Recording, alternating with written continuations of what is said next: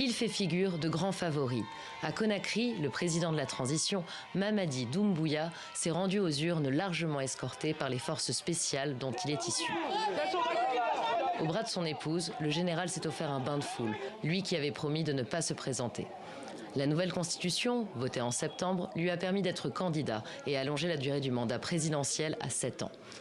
En tout, 9 candidats sont en lice, dont Abdoulaye Yero Baldé, ancien ministre d'Alpha Condé, qui votait lui aussi dans la capitale ce dimanche. Mais depuis 2021, le pouvoir est accusé d'avoir écarté les principales voix dissidentes.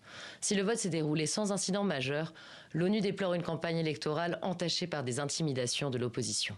On a besoin de voter, donc on est là juste pour faire notre devoir. J'ai choisi mon choix, j'ai choisi le choix qu'il faut. Je viens voter, il n'y a pas eu d'incident, il n'y a pas eu de problème. Tout s'est bien passé, ça s'est très bien passé.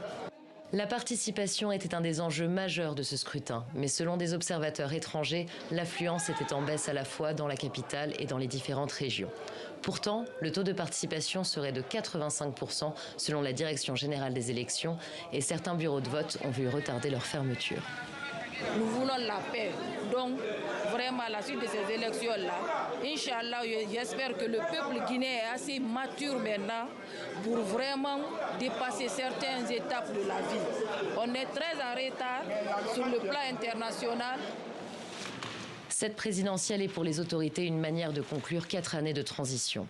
La Guinée veut aussi s'ériger en exemple dans une sous-région où plusieurs pays dirigés par des militaires n'ont pas tenu la promesse d'un retour aux urnes.